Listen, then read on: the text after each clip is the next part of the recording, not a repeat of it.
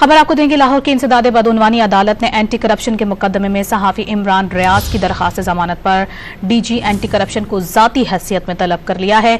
तो खबर आपको दे रहे हैं, लाहौर की इंसदादे बदउनवानी अदालत ने एंटी करप्शन के मुकदमे में सहाफ़ी इमरान रियाज की दरखास्त जमानत पर डीजी एंटी करप्शन को ज़ाती हैसियत में तलब कर रखा है।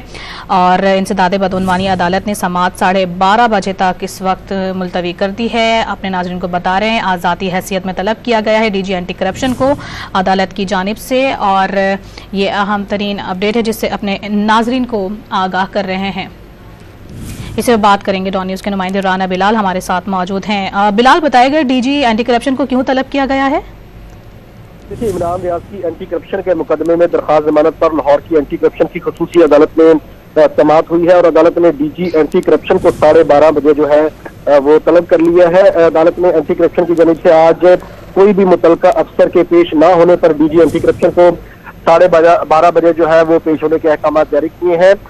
इमरान रियाज की जानिब से मियां अली इशफाक और एडवोकेट अजहर सदीक अदालत में पेश हुए थे और उनकी जानिब से ये मौक़िफ़ इख्तियार किया गया था कि एंटी करप्शन में ये मुकदमा जो है वो झूठा और बेबुनियाद जो है वो दर्ज किया है, लिहाजा इमरान रियाज की जमानत मंजूर करके उन्हें रिहा करने के अहकाम जारी किया जाए। तहम एंटी करप्शन की जानिब से जो है वो आज मुकदमे का रिकॉर्ड पेश नहीं किया गया, जिस पर अदालत ने डीजी एंटी करप्शन को 12:30 बजे रिकॉर्ड समाअत अदालत में पेश होने के अहकाम जारी किए हैं। बहुत शुक्रिया बिलाल आपका।